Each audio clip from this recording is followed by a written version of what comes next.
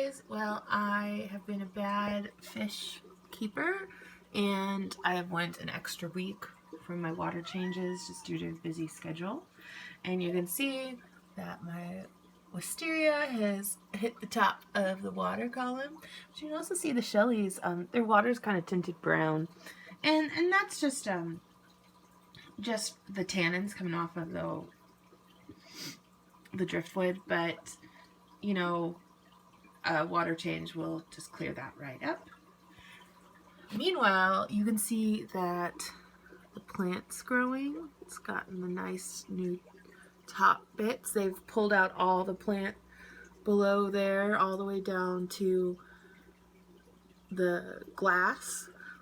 They have covered the heater again, so today when I water change, I'm going to put that up higher, just to about where I water change to.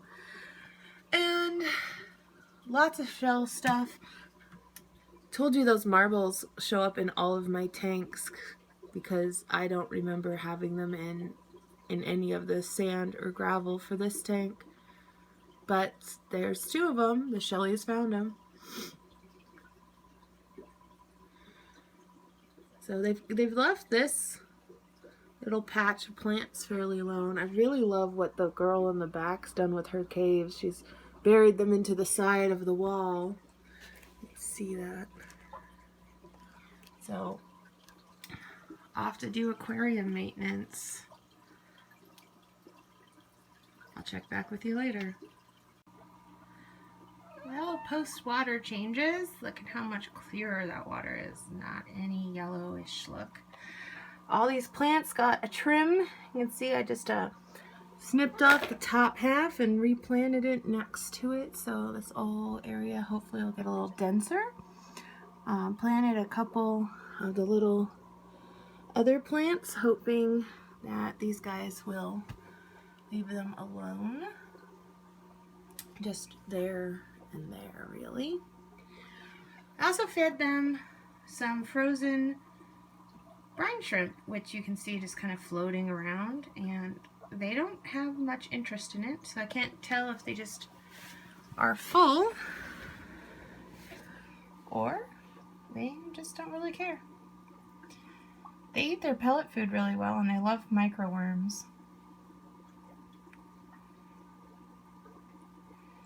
You can see the pieces just floating by. No one's really going after it, but maybe they're just full. And they'll pick it off. If not, the snails will eat them. So I moved that heater higher, so it's now a few inches above where they've piled sand to.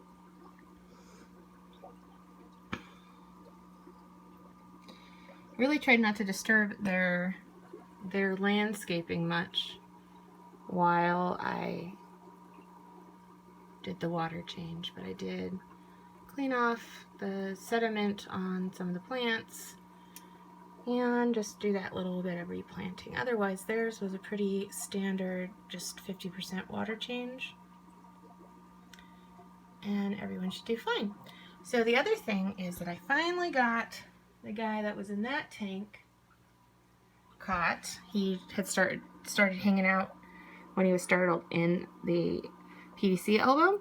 So when I was doing the water change on that, I just picked up the elbow and took it out of the water. So he's one of these three guys, or four.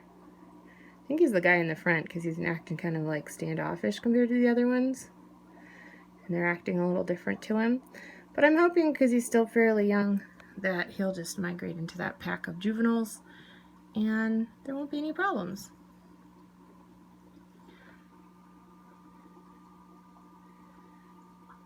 I do like watching these guys. They're really just fun to watch interact. Haven't seen any brand new babies yet, but I will let you know. There's definitely guarding behavior. That's her shell. She's very protective of it. And I saw this guy, hanging out over there with some girls yesterday, so maybe he decided to breed over there. There's the other guy. The guy up front. He says, "Your camera's in my way, lady."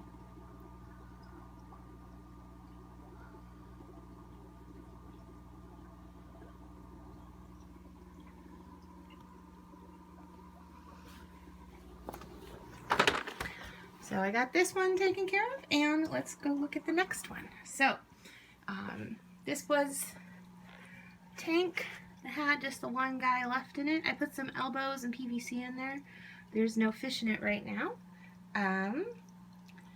but there might be fish later. I'm going to go to the fish store today. Watch out. Cat. So then I spent some time on the betta tank, and sorry for the cloudiness, but I pulled out a bunch of the big shells. You see the pot of the crypts are gone. So we just have the Anubias, and then I pulled in this piece of the sword. It wasn't doing super well in the 75. So I pulled it in here thinking that it might appreciate the nutritious clay-based soil and not having a pleco eating it every time it starts to grow a leaf. So he's doing fine. He hung out in his cup. I always save one of those when I get the bettas. So he just hung out in there for Waterchange day. So it was really non-stressful for him. I also changed up and I'd ordered this little corner sponge filter. It's designed for these small tanks. Can't for some reason get it to actually sit in the corner, but it's taking a very small amount of space, and I'll fiddle with it later. But I did like 6 fills and empties on this, so I'm really rinsing out the soil because it just is always so cloudy. So there's still a little sediment left, but he didn't have to go through any of that, which is pretty cool about having, you know, bettas. Like he sat in his cup, and he had his breakfast in there where I just put his little pellets in there, and he was a happy little camper.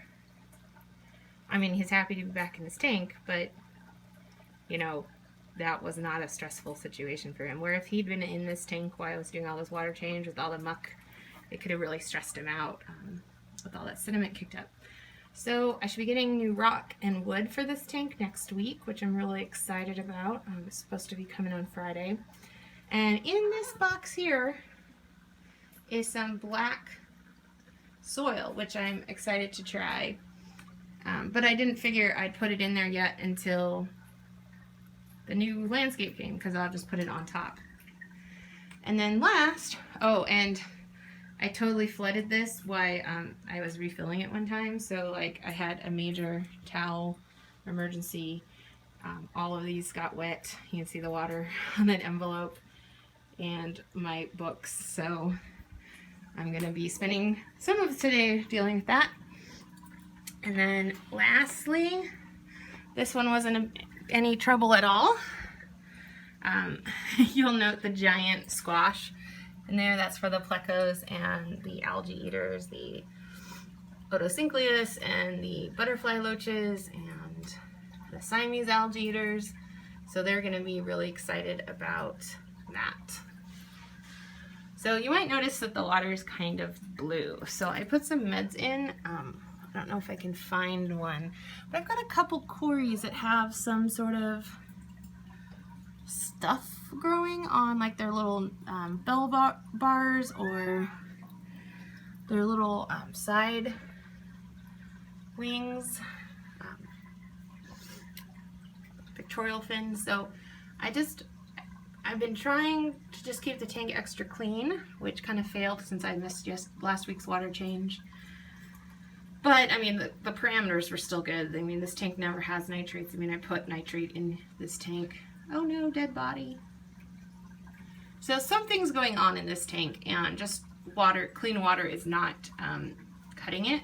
So I'm trying Corey at Aquarium Co-op's quarantine med situation. So he just does the general pure erythromycin and ICX all at once in one dose, and just doses it once. So I'm going to give them a week in this and then redose what I think is maybe necessary. I think they need the antibiotic more than they need the dewormer per se.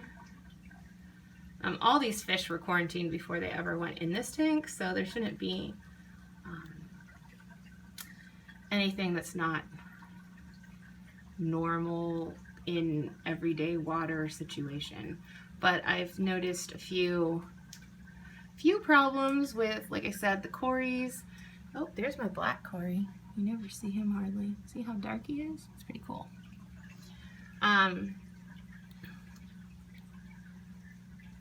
You know, I've just seen a few random deaths, and then I had a really stressful thing happen this last week. I was trying to glue these plants on because I rearranged the driftwood. I don't know if I told you guys about that. So I rearranged this driftwood 2 weeks ago, and I thought I got the super glue gel, but I actually just got regular super glue. And so I was squeezing the super glue onto the plant, and it just went everywhere because it wasn't gel, it was liquid. And it like filmed the whole top of the tank, so I had to scoop all that out, and I did a water change, but I was really worried that people would eat it. You know, super glue, when it touches water, just creates a film really fast. It's one reason why it's not toxic in the aquarium, because it like seals on itself. And the gel works because as soon as you put it in, you just push it onto something, and it breaks the seal enough to grab onto the thing you push it onto, and you've attached it. But you can see on that plant, that's the plant I was trying to super glue, and it'll be fine. The plant should be fine, but it just got everywhere. I mean, I literally had super glue all over my hands. It took like 10 minutes of soaking them in acetone to get it all off eventually.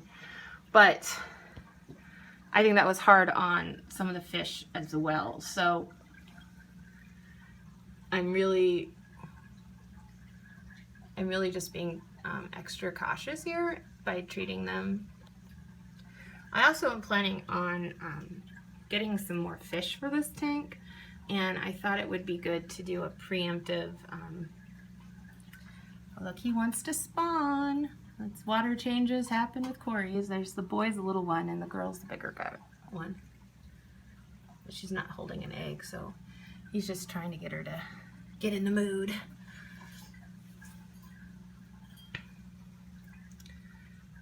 So anyway, I was just rambling. Like, I'm just being preventative because if I bring in more fish, I'd like these guys to be at their best health. So obviously, whatever I get today is going to be quarantined for several weeks before it ever goes into this tank. But I just want to make sure they're all healthy too, so that nothing stresses them out. And so normally, just going back to the giant squash. So this is you know, just a yellow squash. I usually feed them zucchini, and my plecos love zucchini, and they like the rind. I know a lot of people peel them, but like my fish really like to chew on the rind part, and they kind of leave the middle part. So my grocery store only had really gross looking zucchini, so I got the yellow squash to try for them. So we'll see if they like it. If not, I'll just pull it in a couple days and go get some actual zucchini. Oh, and then the other thing I did is that pot of crypts. You can see it back here as the pot of crypts from the 5-gallon, and I put it back there. The pot elevates it enough where it isn't hidden completely. It filled a nice little hole that was there. I might actually look into putting it in a bigger pot so it's a little taller. That thing is completely packed with roots. There's actually roots growing out of the bottom of it, which is pretty crazy. So, you know, pretty basic maintenance today, just other than putting some meds in there. Everyone seems pretty happy. You know, I don't see any stressed fish, although we did see that dead one float by.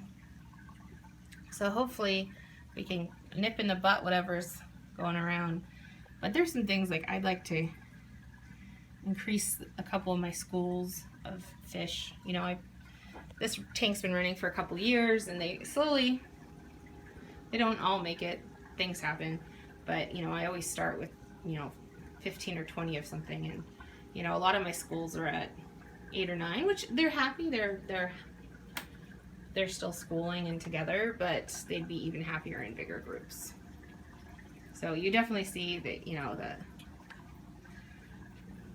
the rummy nose school back there, and the lamb chopper spores school there, and this is the cardinal tetra area. So they definitely have distinctive little areas. And then I have the sad solo guys, you know, the little black tip and a few that, you know, I bought and they didn't all make it. Of course, there's tons of the penguin tetras, but they don't school as tightly.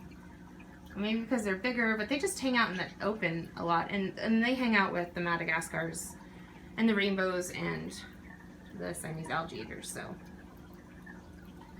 anyway, I think that's good for today. I might check in a little later. I really want you guys to get to see this. He's so cool, but he's so skittish. That black quarry, he looks just like them, except he's 10 shades darker. Anyway, this is the 75 after water change, more rearranging, and they got bloodworms as well today, so they're all out. They're all pigged out. You can see the bellies on them. Right. Well, until later. Bye.